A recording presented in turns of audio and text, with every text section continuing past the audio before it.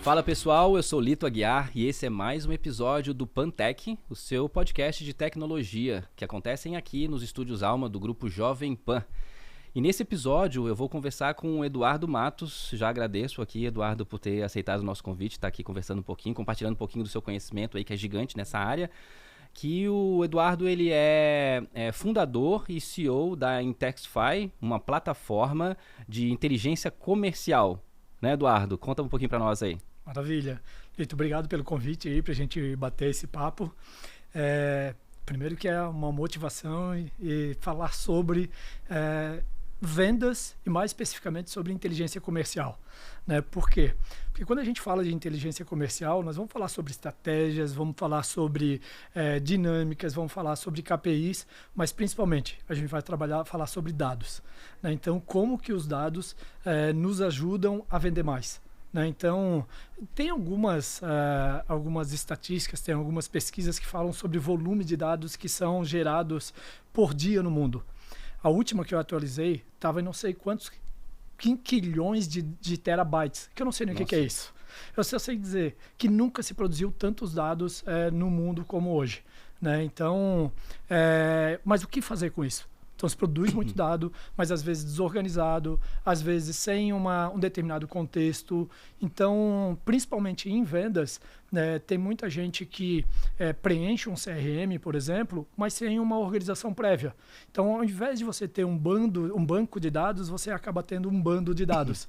E depois lá no final do dia, você acaba não extraindo nenhum conhecimento sobre ele. Então, quando a gente fala de inteligência comercial, navega por toda essa esteira. Né? Então, desde, claro, como eu vou vender mais, mas como eu vou organizar as minhas informações para que realmente eu consiga esse propósito que é fazer a sua melhor venda, né? Dar mais produtividade para o time, realmente bater suas metas, enfim. Então é mais ou menos nesse contexto que a nossa empresa está, né? E ajudando os nossos clientes justamente a alcançarem suas metas por meio de dados comerciais. E olha só, né? O dado é o novo petróleo, né? Como diz aquela frase Exatamente. Clássica do Vale do Silício, né?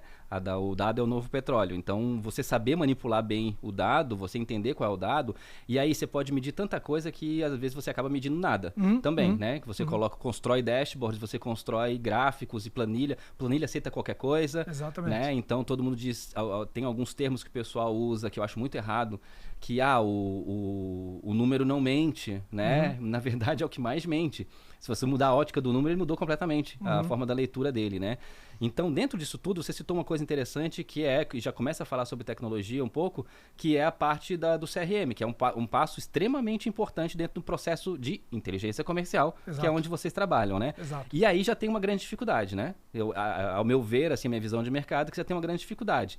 Fazer vendedor preencher CRM. Perfeito. Não é uma dor? Tu é riu, uma dor. né? É uma dor. É uma dor, não é? É uma dor forte. Mas por que é uma dor forte? Vai um pouco do que a gente estava falando. Se você não consegue pedir a informação correta, você também não consegue gerar conhecimento. E isso você não devolve aquele exercício que é a pessoa ter que colocar alguma informação ali dentro. Se você não dá um retorno, ninguém se sente estimulado a preencher. Porque realmente não é uma tarefa, vamos dizer, das mais prazerosas, né? Eu fiz acabei de sair de uma reunião com o meu lead, com o meu potencial cliente. Tive lá 30, 40 minutos de conversa com ele, agora eu tenho que pegar e passar todas essas informações ainda para um CRM. Se ele não me trouxer a informação que vai me ajudar a acelerar essa venda, não vai me motivar a preencher. Então, muitas das vezes é por isso. É porque você não organiza de uma maneira adequada a captura, a coleta dessas informações. Né? E também depende muito do estágio que você está.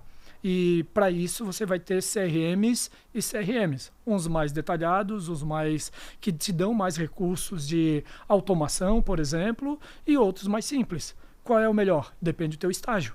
Não adianta você ter uma Ferrari se a tua estrada ainda está sendo construída. E aí já pegar um gancho que eu gosto bem dessa comparação, que é processos, pessoas e ferramentas.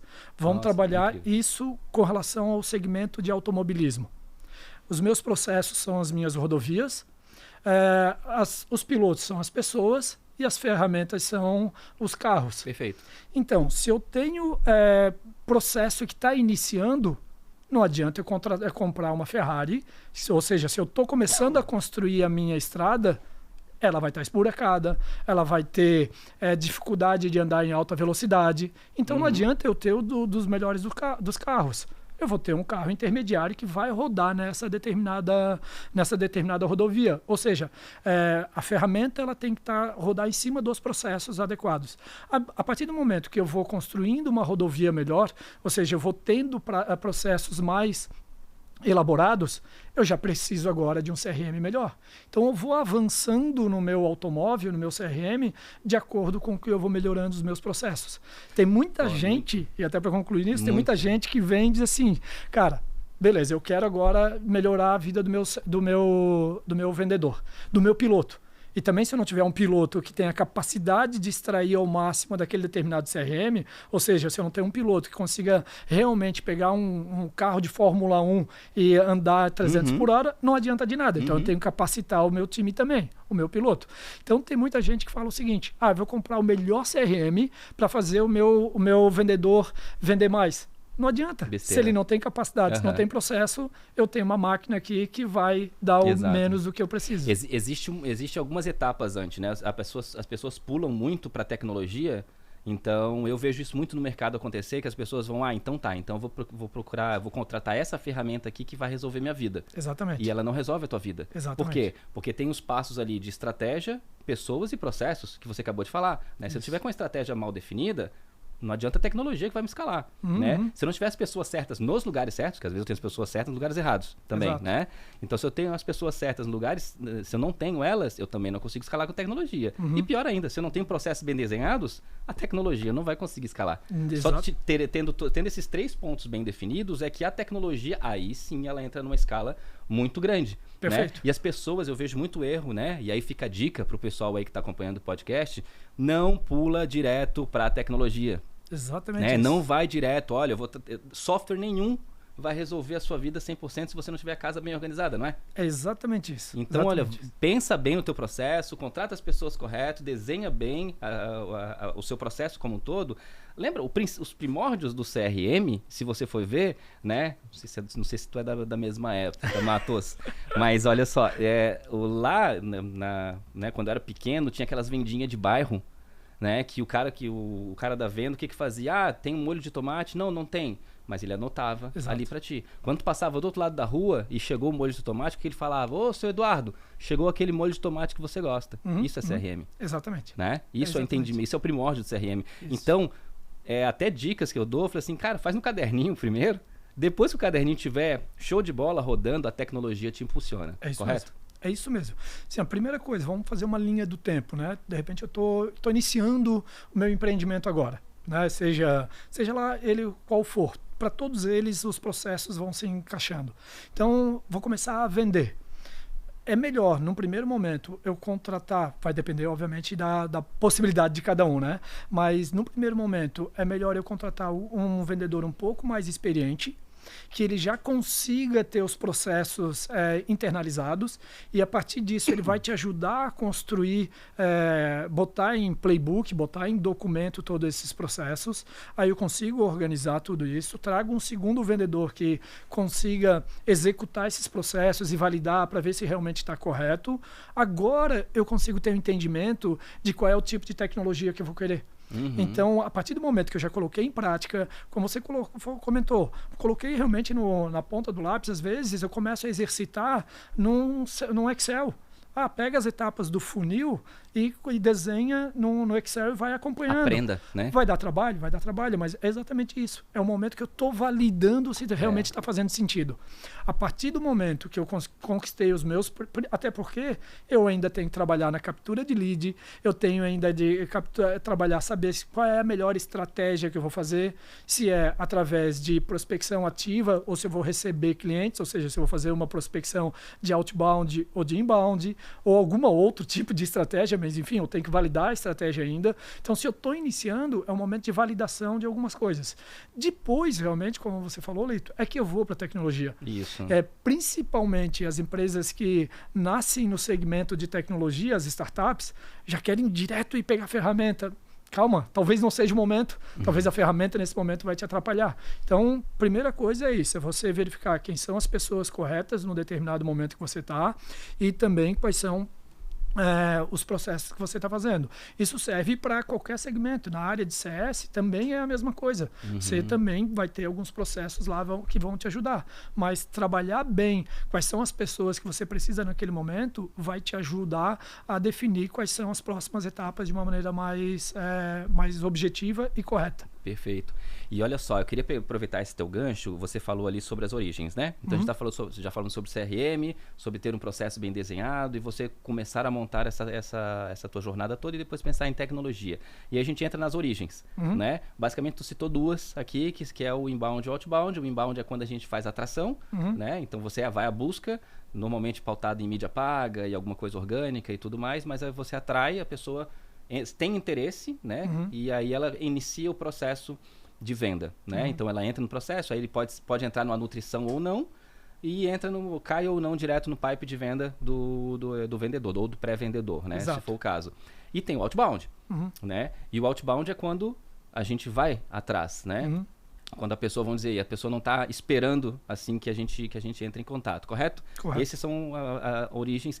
E vocês trabalham muito ligado eu entendo que vocês trabalham muito ligado à parte de outbound, Exatamente. correto? Exatamente. E queria que tu falasse um pouquinho sobre isso, como é que é esse processo, tá? Então vamos supor que eu já tenho aqui uma empresa bem desenhada, processos, pessoas, cheque na estratégia, cheque nas pessoas, cheque nos processos, né? E agora eu vou para a tecnologia e como é que eu começo esse processo de outbound? É só entrar lá, então é só eu entrar na ferramenta, fazer um download da lista, entregar para o vendedor e ele começa a ligar. Obviamente que não é isso, estou sendo... Não, está sendo sarcástico. Mas queria que você explicasse um pouquinho melhor. Perfeito. Bom, a estratégia de outbound, ela tem alguns desafios, como a do inbound vai ter também, né? Então, mas é bem importante isso. Aqui entra de novo a questão dos dados. Então, a gente já deu um check em algumas coisas, quer dizer que eu já organizei bem as minhas informações. Eu já tenho um conjunto de clientes já na minha carteira. Então vamos botar esse cenário aqui como cenário ideal. Primeira parte, então, se meus dados estão bem organizados, eu consigo olhar para a minha carteira de clientes e faço uma análise, né, para perceber quais são as principais características dos meus melhores clientes. Digamos que eu tenho mais de um produto ou serviço. Primeira coisa que eu analiso é o seguinte, cara, qual é o meu produto ou serviço que está me dando um retorno melhor? Até para eu botar foco também. Eu percebi então que o meu produto que me dá um retorno melhor é o produto XPTO. Ok, quem é que compra mais desse determinado produto aqui? Da minha carteira de 100 clientes, 60% me compra desse produto. Então, vamos fazer uma análise seguinte. Quais são as principais características desses 60% de clientes? Qual é o segmento que ele atua? Se ele tem um tamanho que eu consigo identificar pela quantidade de funcionários ou pelo faturamento? Se tem uma região que é mais relevante? Enfim, tem algumas variáveis que eu vou analisar para perceber se eu tenho um que a gente chama de perfil de cliente ideal. Mas eu estou olhando já para a minha base. Então, aqui entra inteligência comercial. Né, onde eu analiso um conjunto de informações para agora eu antecipar cenários, que é o conceito principal de qualquer coisa que a gente usa com uma técnica de inteligência, seja inteligência comercial, inteligência policial. Sempre que eu estou querendo, quando eu aplico inteligência, eu quero antecipar cenários. Nesse momento aqui, o que a gente está querendo antecipar? Os melhores clientes. Então, a partir do momento que eu tenho meu perfil de cliente ideal, agora eu vou gerar a minha lista baseado nessas características para eu poder fazer uma abordagem para este determinado cliente. Então, o que eu estou fazendo? Eu já vejo para quem eu vendo melhor, quais são os clientes. Eu já sei qual é a dor desse cliente também. Então, eu vou ligar ou fazer contato. Ligar é uma das maneiras, né? Mas eu vou fazer contato, então, com clientes semelhantes ao que eu já tenho na base. O discurso é mais fácil, né? O pitch para eu falar com esse determinado potencial cliente aqui já é mais interessante. Eu já tenho, talvez, cases de sucesso que eu posso dizer para ti, empresa, você que é, sei lá, de uma agência de marketing. eu já atendo a empresa X, Y, Z. O cara, ele pode até dizer se é parceiro ou concorrente, mas, pô, se ele está ajudando aquela determinada empresa, para mim, então vai fazer sentido também. Eu quero fazer para você o mesmo que eu fiz para eles. Exatamente. Então, você já tem cases aqui para poder argumentar. Então, assim, agora eu começo a entrar realmente numa estratégia. Né? Como que eu monto, primeiro, uma lista que tem mais a ver com o que eu já tenho na minha carteira e agora eu vou começar a ter estratégias de abordar e depois também eu acho que a gente pode detalhar um pouco mais sobre isso, né? Porque a estratégia ela vai passar por algumas questões. Eu posso fazer fazer um contato via e-mail, via LinkedIn, eu posso dar telefone. uma aquecida primeiro para depois fazer um cold call, vamos dizer, né? Exatamente. Isso é importante também. Tem um termo que eu gosto muito no inbound, que esses dias eu vi, achei muito legal para utilizar também no outbound, que é o response time. Uhum. O response time no inbound a partir do momento que o cliente chegou na minha base por meio de um contato lá na minha landing page, ele acabou de entrar na minha base e eu, em até 2 minutos, faço contato com ele. Tem alguns dados também que se você fizer contato em até 5 minutos, se eu não me engano, você aumenta em 300% a probabilidade de conversão. Se for até 1 hora, isso já diminui para em torno de 70%. Uhum. Por quê? Se no inbound ele está fazendo contato comigo, hoje ele está com 10 abinhas ali, fazendo contato com outras empresas semelhantes à minha. Imagina eu falar com ele amanhã. Aqui é o Eduardo da Intexify. Ele assim, Intex o quê? Já teve 100 pessoas que falaram com ele. Primeiro que ele não vai lembrar, até por nomes, enfim. E já teve pessoas que talvez até ele já fechou. Uhum. Porque se ele levantou a mão, ele estava com essa dor. No momento. Ele estava no momento. Né? Então, isso eu acho muito legal no inbound. Como é que você aplica isso no outbound? Tem a ver com o que você estava comentando do aquecer. Uhum. E aí agora a gente começa a realmente usar recursos de ferramentas. Né? Então, alguns CRMs hoje, você consegue monitorar se a pessoa abriu ou não o seu e-mail. E quando abriu. Uhum. Então, se a minha cadência para fazer contato via outbound com o meu lead for, primeiro eu mando um e-mail para ele, depois eu faço uma ligação. Então, o que eu faço? Eu mando um e-mail para uns 10 ao mesmo tempo, às vezes 20, 30, vai depender muito do teu momento e da tua cadência, né? E aí, do lado eu olho, quem abriu esse meu e-mail primeiro? E aí entra o response time. Uhum. Aqueles que abriram agora, eu já ligo para ele na sequência. Uhum. Então, aí sim eu estou usando uma ferramenta que está me ajudando a dar produtividade e falar com o lead que faz mais sentido. Sem dúvida. Se eu acabei de mandar um e-mail e eu vi que ele abriu, e tem alguns que você consegue monitorar, inclusive, se você botou alguns links, qual o link que ele clicou. Sim. E eu já vejo, inclusive, o que ele teve interesse. Sim. Tem muitos que às vezes a gente liga e ele assim, porra, coincidência, acabei de ver o teu e-mail. Claro. Tu acha que é coincidência. Mas daí aí você está usando a ferramenta a seu favor. E isso é muito legal porque tu pode casar isso com mídia também. Né? Então eu posso abordar ele por geolocalização. Então se ele abrir o e-mail e tiver dentro da geolocalização XYZ, eu posso dar um anúncio da filial XY lá e já converter direto para o gerente de relacionamento dele e vida que segue. Exatamente. Né? Então isso é muito bacana, esse casamento aí sim de tecnologias, né, Eduardo? Isso. De tecnologia, porque a gente já falou que os processos estão organizados. Então aí eu consigo fazer. Se o meu processo de marketing está bem organizado, esse processo de vendas como um todo, ele está muito bem organizado, as tecnologias, elas são uma catapulta para isso tudo e a gente consegue fazer com que o negócio escale, né? Isso. Agora, você falou sobre uma forma que é aquela nada melhor do que olhar para a prata da casa.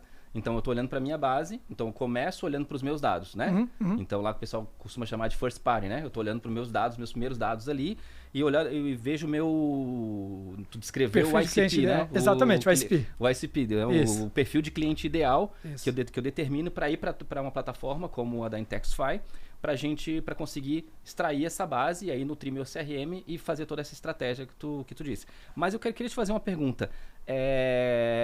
E se por algum motivo ou eu não tenho essa base, ou eu estou partindo do zero, vamos supor, fiz todo o dever de casa, mas estou partindo do zero, ou não quero olhar para a minha base.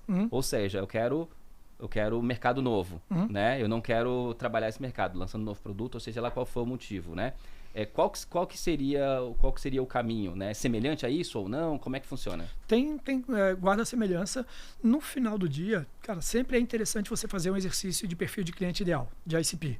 Ou seja, olhando para a tua base, que é o melhor. Em não tendo, você vai fazer um exercício também. E aqui também é importante a gente colocar alguns contextos, né? Então, primeiro, eu vou olhar o teu produto ou serviço, qual é o ticket médio dele. Porque aqui tem umas premissas que eu acho bem interessante. O teu ticket médio é baixo, Cara, então tu já tem que ter o teu perfil de cliente ideal para fazer um exercício do tamanho do teu mercado. Porque se o teu ticket médio é baixo, em torno de R$ 500, menos, tem que ter um tamanho de mercado muito grande. Porque senão a conta não fecha, não para de pé. Então você tem que perceber qual é o volume de empresas que você vai conseguir abordar. Vamos colocar, eu tenho um produto para o segmento de bares e restaurantes. Mas se ele é de uma determinada região só que eu vou atender, cara, dá uma olhada antes, vê a quantidade de bares e restaurantes que tem nessa região. Porque se o ticket é baixo, você tem que ter um volume que seja razoável para a tua empresa parar de pé. Se o teu ticket médio é mais alto, aí você já pode trabalhar com tamanho de mercado menor. Né? Porque, digamos que eu tenho um ticket de 100 mil, 200 mil, naturalmente eu já vou ter um tamanho de mercado menor, porque são menos empresas que têm condições de comprar. Né? Então, toda a tua estrutura vai ser baseada nisso. Então, isso é uma primeira coisa que eu acho que as empresas às vezes não fazem, é olhar o tamanho de mercado, até para saber se tu vai dar sequência ou não. Né? Bom, depois disso, aí eu já começo a fazer esse exercício. Né? Se eu não tenho a base ainda, é normal você ter mais de um perfil de cliente ideal. Até porque você não sabe ainda para quem está performando, para quem está vendendo. Ideal ainda, né? Exato. E aí, o que eu chamo aqui bota cliente para dentro. Cara, tem 3 hipóteses de perfil de cliente ideal, coloca cliente para dentro, alguns vão sair, outros você vai manter, e aqui você vai começar a construir qual é o teu perfil de cliente ideal. Pode ser que acerte de primeira, pode ser que erre totalmente, mas é o momento que você está aqui para validar mesmo. Né? Então, validar qual é a persona, qual é o tipo de cliente que você precisa botar energia depois. Então, eu ainda estou construindo os meus processos, talvez eu tenha aqui 1 ou 2 vendedores me ajudando. Se é bem no início, quem tem que fazer a venda é o founder, até para ele entender exatamente o que ele vai querer depois. Né? Então, as primeiras vendas, nossa, foi o que fiz. A primeira venda, mais do que primeira venda, primeiro CS, enfim, as primeiras áreas, é importante o time de founders executarem. Até porque, depois disso, eles vão saber que tipo de skills, de tipo de características de próximos profissionais eles vão precisar. Porque isso tem muito a ver com o DNA que você está implantando na empresa. Cultura que você está colocando. Exatamente. Se você não estiver na linha de frente ali, você jamais vai conseguir implantar isso. Né? Não adianta cobrar depois. Vocês não têm a cultura. Você não participou do processo desde o começo. Né? Exato. E até porque você vai dizer, mas por que dá para fazer disso? Eu fiz, então eu sei que dá para fazer e as coisas já estão evoluindo, né? Então, só para concretizar aqui da tua pergunta, cara, de início, de qualquer forma, exercita umas 3, 4 ICPs e começa a vender para eles.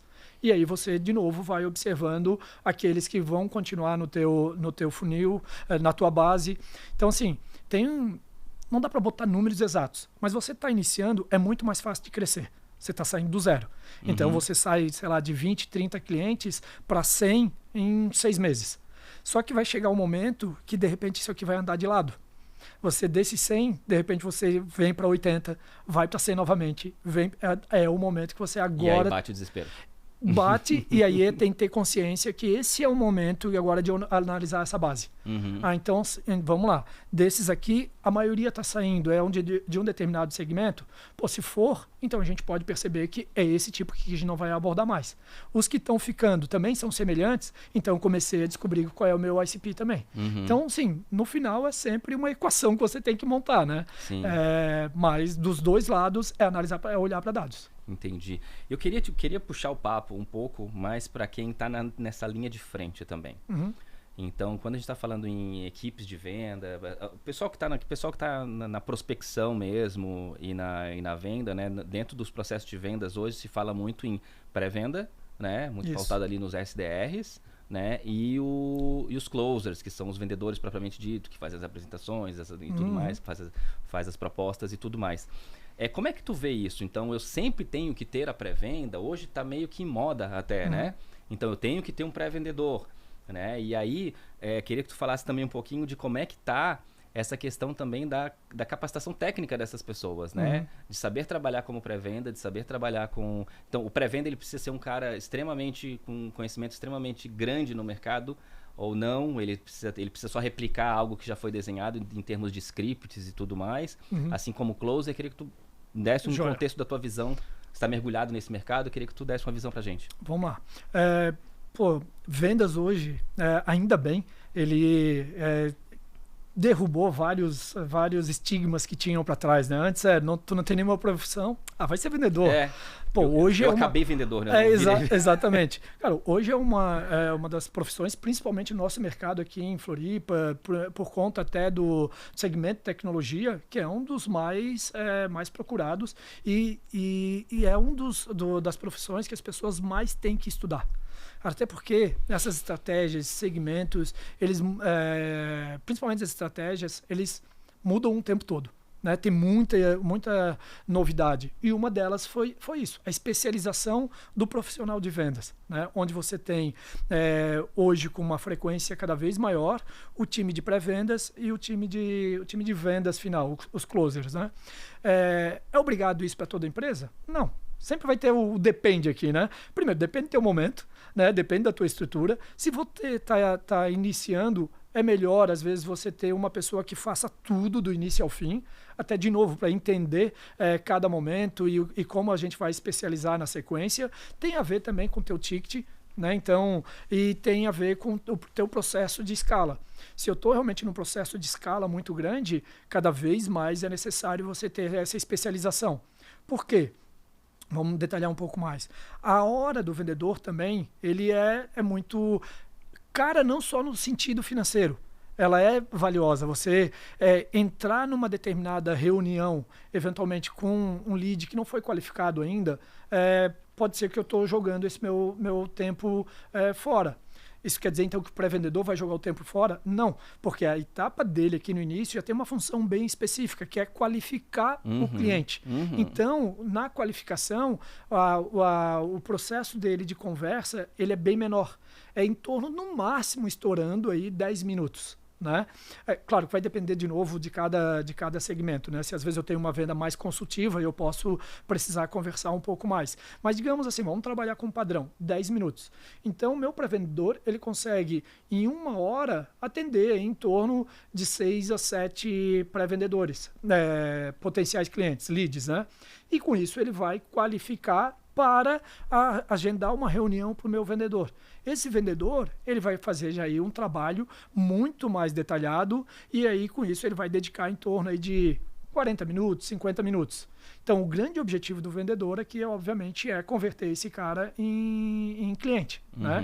Então aqui eu tenho características diferentes. O pré-vendedor, ele não precisa... E assim, essa é uma coisa que é bem importante. Tem muita gente que quer, tanto na pré-venda e também na venda, fala muito das características do produto. Quer falar que a minha ferramenta é melhor do concorrente e não sei, esquece da principal coisa. Entender a dor do cliente. Então, vamos lá. O que de uma maneira, para simplificar, qual é a principal função do pré-vendedor? Qualificar. Então, o que ele tem que fazer? Primeiro, perguntar bastante e de forma aberta e ouvir mais o teu cliente. Então, a analogia que a gente sempre faz é quando você vai ao médico. O médico vai fazer um diagnóstico. Ele precisa entender quais são as tuas dores para indicar melhor receita, o melhor medicamento, enfim, ver qual é a solução para essa dor. Então a analogia é semelhante. Então o meu pré-vendedor, ele tem que fazer boas perguntas, entender as dores e daí tem frameworks diversos. Né? Eu vou botar o mais comum, não vamos detalhar ele aqui, mas quem quiser depois dar uma pesquisada, né? Aplicar um SPIN, aplicar um BUNT, justamente para perceber o seguinte, eu quero saber realmente qual é a situação desse determinado cliente agora, potencial cliente. Então eu faço uma pergunta de situação. Qual é o teu estágio atual? Então eu tenho, que isso é mais ou menos o que eu vou falar que é o SPIN, né? Sim. Aí eu faço uma pergunta de situação. Ele vai me dizer, poxa, eu estou num momento agora que eu preciso vender mais, eu preciso bater meta, eu não estou conseguindo dar sequência com isso. Tá, mas qual é o problema se você não fazer isso? Bom, se eu não fazer isso, a minha empresa não para de pé. Eu não consigo andar mais 2, 3 meses. E a dor vai vindo, né? Exatamente. Isso aqui vai implicar em quê? Bom, se eu não conseguir vender, vou fechar. Eu estou indo num cenário bem drástico aqui, né? Sim. Cara, caótico. Então, caótico. Então, qual é a tua necessidade? Que daí é o SPIN, né? Perguntas de situação, de problema, de implicação. Então, qual a necessidade? E aí eu vou fazendo perguntas de necessidade dele. E aí eu consigo perceber, a necessidade dele se encaixa com o nosso produto. Agora eu consigo falar, e também eu nem preciso falar na pré-vendas, né? Não preciso falar das características do meu produto. Aí eu vou dizer o seguinte, olha, eu acho que pelo que a gente conversou aqui, é bom realmente a gente marcar uma conversa com o nosso vendedor, que ele agora vai falar dos nossos produtos, vai mostrar como a nossa solução consegue te atender. Então daí eu faço um agendamento para uma pessoa que daí tem conhecimento maior sobre a ferramenta, tem um conhecimento maior sobre como contornar essas dores, né? E aí o vendedor ele vai ter uma função específica, agora já mais consultiva, já com com uma imersão maior, vai dar uma atenção maior para esse cliente. Então o que acontece? Se o pré-vendedor faz esse conjunto de perguntas, não são esses 6 que ele vai passar para o vendedor. Ele vai qualificar somente aqueles que fazem realmente mais sentido para ir para uma reunião comercial. Porque daí, só finalizando, senão a gente vai ter as métricas de vaidade, que é quantas reuniões tu conseguiu agendar por mês? Consegui agendar 100 reuniões por mês. E premiar a reunião, né? E quantas fecharam? Fecharam 5. Cara, então, peraí, tem uma coisa errada aqui, né? Tem uma brincadeira que a gente faz, né? Tem alguma coisa errada que não tá certo. Então tem que olhar, porque senão a gente tá trabalhando na quantidade e não na qualidade. Eu faço uma brincadeira de que o pré-vendedor ele tem que trabalhar até o faz sentido. Exato. Né? Tem algumas dicas daí que a gente faz. Foi exatamente a tua última frase, né? Então ele trabalha até o faz sentido. Faz sentido sim ou não? Vai para a próxima fase, que é o closer, né? Que é o closer pega e faz a apresentação. Se você for pegar lá uma cadeia, né, de vendas, assim, vamos dizer um dos mais robustos, né? Então você tem lá o closer, que é o vendedor, que é o cara que vai fazer a apresentação, características do produto, meu produto tem isso, faz isso. Se for um software, por exemplo, eu vou apresentar meu software, vou ilustrar para ele, você clica aqui, você faz isso e tudo mais. A proposta está aqui e segue para o fechamento. Esse é o papel crucial ali do closer.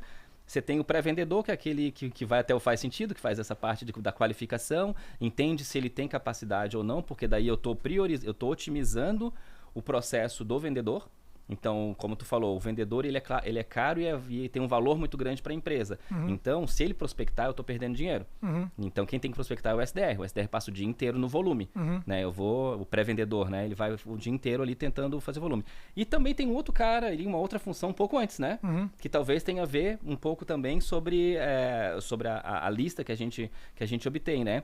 Que o pessoal tem chamado ali de LDR, né? Dentro do processo. Isso. Que é o cara que vai dar a peneirada para o SDR entrar em contato. Então vamos supor que o primeiro ponto de contato do pré-vendedor é o cold call, é a ligação direto que ele vai fazer. Então, antes de ligar, o LDR ali, ele já fez uma pesquisa prévia, já baixou a lista, já entrou no site, já viu quais as tecnologias que tem lá, né? O cara tem isso instalado no site, tem aquilo, tem Tag Manager, tem o HubSpot instalado. Pô, esse cara já está super maduro. Então, já dá um grau de maturidade. Então, na hora que o SDR já vai fazer uma ligação, ele faz uma ligação muito mais técnica, muito mais certeira, correto? Perfeitamente. E aí você consegue ter uma máquina de vendas um pouco mais clara. Porque, como tu mesmo falou, não existe aquele cara que virou vendedor. Hoje em dia, ele tem que ser praticamente um cientista. Ele tem que ter estudado. A venda é uma ciência hoje em dia, né? Então, cada etapa tem que entregar o seu KPI para conseguir ter lá no final, né? Eu tenho não vou citar nome de empresa, mas teve uma reunião recente que a gente teve com um prospect lá da nossa empresa, de que a gente fez exatamente esse raciocínio em linha com eles, em call com eles. Estávamos o diretor comercial e o CEO, o dono da empresa. O diretor comercial, começou uma briga entre os dois no meio da reunião. O diretor comercial, o pessoal que não estou citando o nome, tá? Vocês vão saber que é vocês, mas eu não vou citar o nome. O diretor comercial assim, não, mas eles querem subir de 1 milhão e 400 para 2 milhões e 100 a nossa meta. Não, mas 2 milhões a empresa tem que crescer e tal. E a gente fez com perguntas, quantos vendedores você tem? Eu tenho X. Quantas reuniões você consegue fazer por dia de demonstração? Consigo fazer X. Qual a tua taxa de conversão? É tanto. E quando você vai de trás para frente, e aí eu cheguei assim, cara, desculpa falar para vocês, mas a capacidade instalada de venda, da máquina de venda de vocês é de 2 milhões e 900. O diretor comercial me odeia até hoje e o dono da empresa me ama. Então isso é uma forma fria, obviamente, e a longa distância, eu não consegui mergulhar no processo deles, né? Mas é uma forma fria de olhar assim, cara, realmente, então quer dizer que eu posso crescer, eu estou entregando menos. Você entrega menos, de repente você está falhando em algum lugar. Isso. A gente precisa de uma radiografia. né, de um diagnóstico e saber, será que está na pré-venda, será que o lead está qualificado, será que não está qualificado, o vendedor está tomando muito cafezinho, o vendedor não está preenchendo, sim. Aí você tem que achar onde está o problema, mas a capacidade instalada tá aí. Você consegue vender mais com o que tu tem. Cara, essa conta de trás para frente para mim é melhor. Não é? Bom, né? É melhor. É exatamente você começar a perceber, por isso que não dá para fazer isso no primeiro dia. Então, se você organizar bem as informações, aí o CRM vai te dar conhecimento. Né? Então, por isso que é importante trabalhar os dados de maneira que você consiga traquear ele depois e consiga fazer métricas, consiga fazer comparações. Né? Então, se eu já tenho aqui, sei lá, 5 vendedores, eu já tenho uma radiografia de qual é a taxa de conversão desse time. Só que daí eu começo a individualizar também. Porque eu começo a perceber, mas tem 2 aqui que estão com uma taxa de conversão melhor do que os outros 3. Então, a gente consegue atingir mais. O que eu preciso fazer para que esses 3 aqui cheguem na mesma performance dos outros 2? Em qual etapa do funil que, eventualmente, eles estão perdendo esses leads? E aí a gente começa a perceber, por isso que eu digo que é treinar o tempo todo. Então, tem alguns treinamentos que você consegue fazer com o time. Né? Um deles é o roleplay. Né, que você começa a fazer simulações de alguns pontos que precisam de melhorias. Então, digamos que eu estou na etapa de sair de demonstração, agora começo a fazer todo o processo de negociação.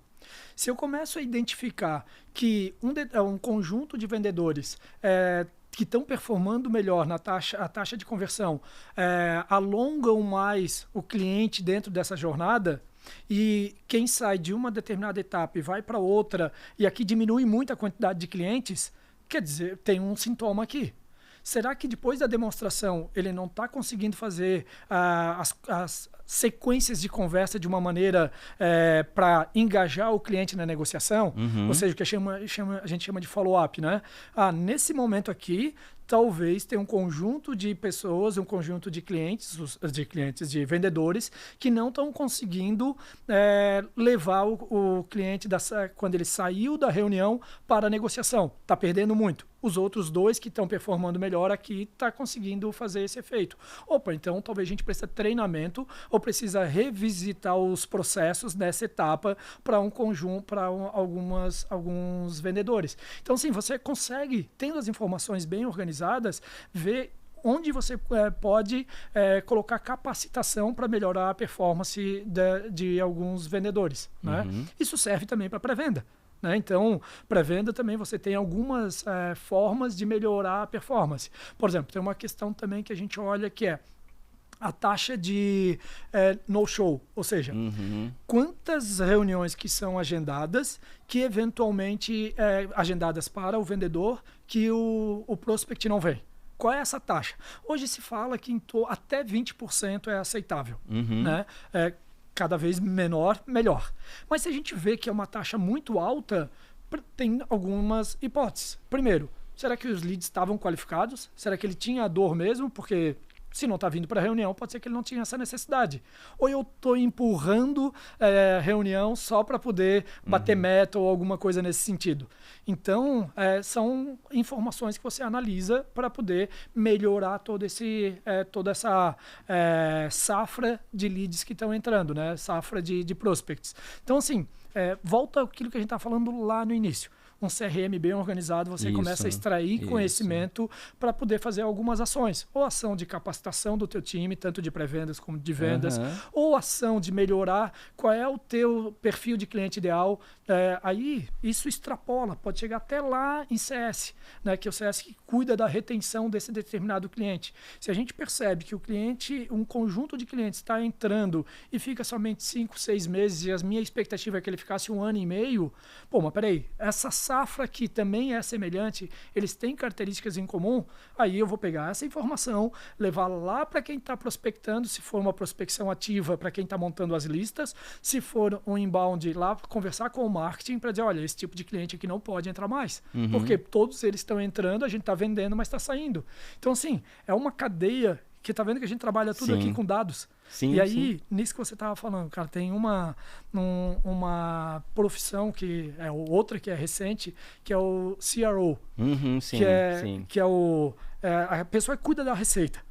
E essa pessoa, ela conversa com o time de marketing, time de vendas, time de CS, então, e muitas vezes ele é o responsável por todos esses times aqui. Por quê? Aí não tem a briga. Ele só está mudando de chapéu de uma hora para outra. Mas ele quer vender mais e aí ele está no time comercial.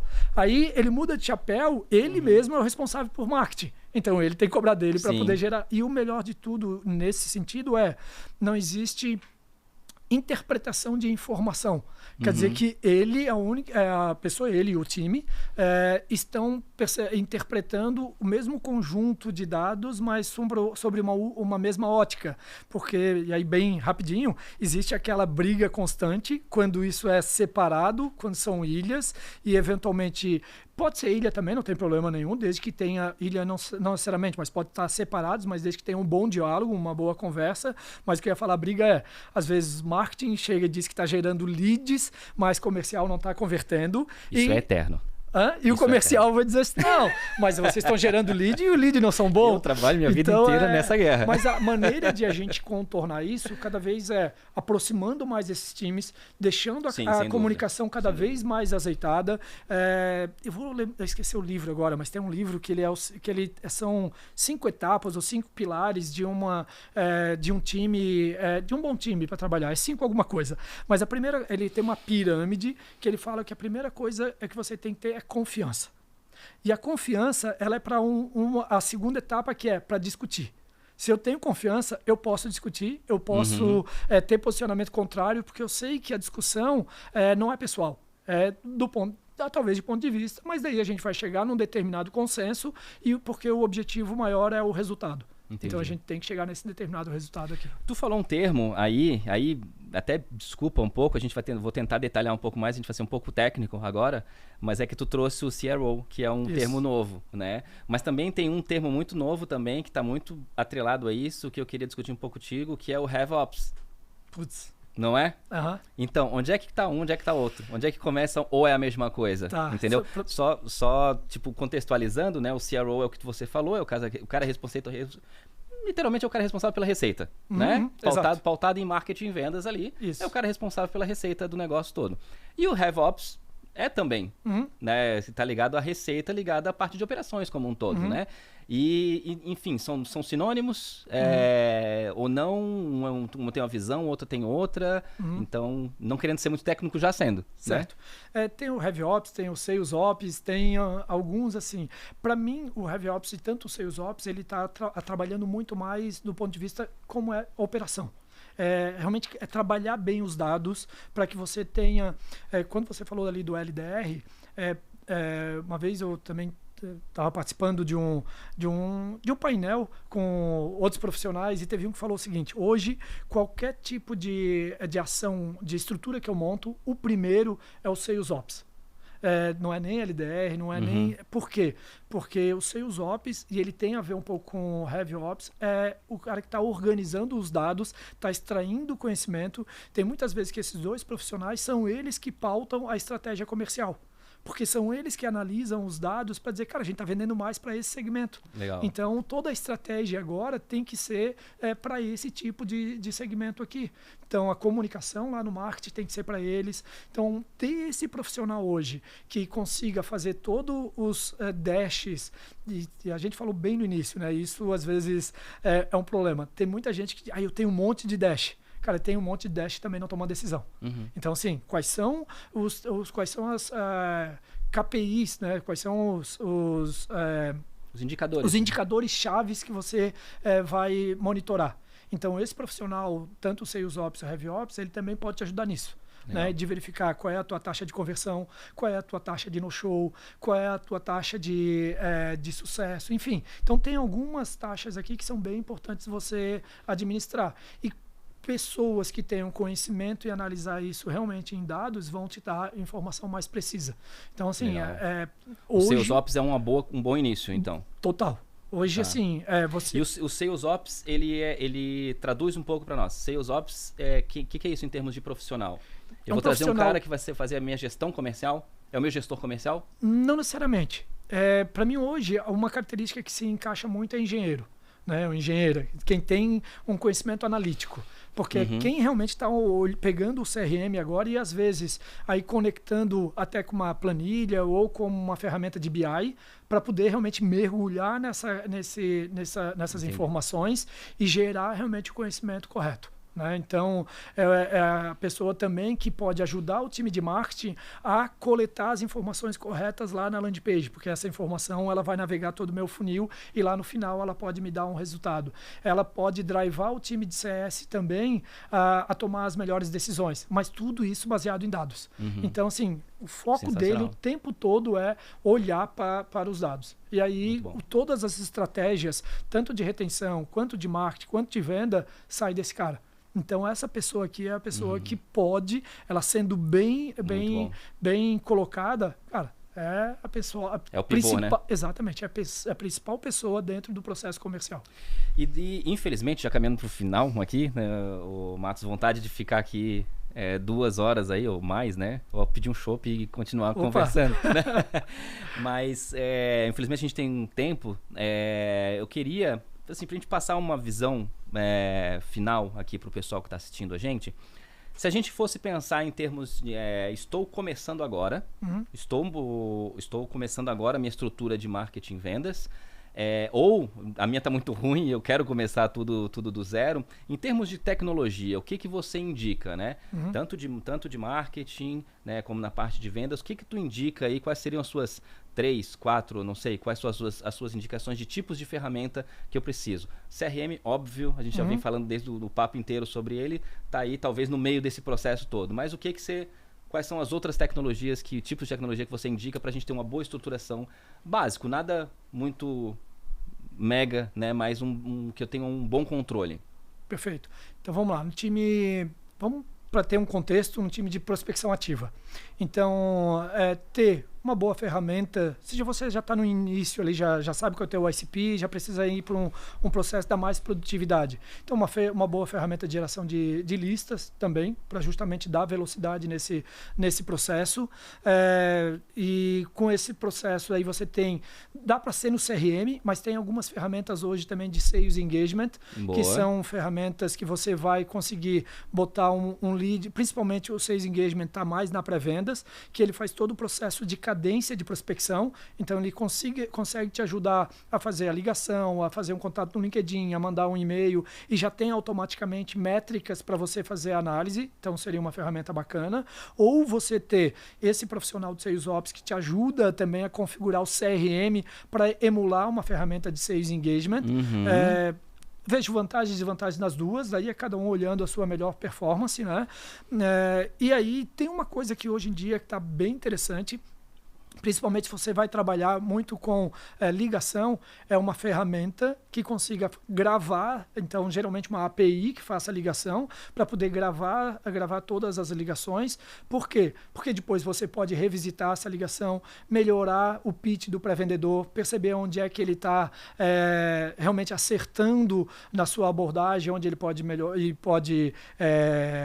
e se está acertando da sequência, que ele pode ser corrigido. E aí eu puxei esse porque tem algumas ferramentas hoje de ligação que ele, além de gravar, ele faz a degravação automática e, muito legal, ele consegue te dizer algumas coisas, trazendo alguma coisa aí com a API de ChatGPT, enfim, quem conversou mais durante aquela ligação, se foi o teu pré-vendedor ou se foi o cliente. E aí algumas coisas que a gente conversou agora há pouco. Eu tenho que perguntar mais e ouvir mais. Se eu percebo que o meu pré-vendedor fala 80% e o cliente 20%, só isso aqui já tem um ponto de correção. Então, uma ferramenta pode me ajudar nesse processo. Eu não preciso nem analisar o resto. É só olhar essa taxa aqui, cara, já é muito rico. E óbvio que daí a gente vai tendo outras de relacionamento com o cliente, para o time de CS e por aí vai. Mas acho que aqui a gente já tem Ótimo.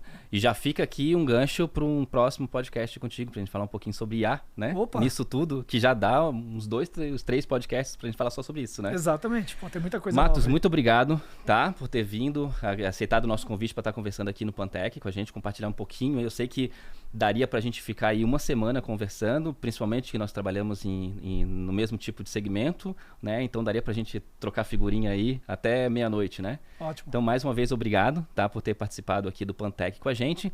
E, pessoal, esse foi mais um Pantec. Conversamos aqui com o Eduardo Matos, fundador e CEO da Intexify, né? E já nós temos outro episódio.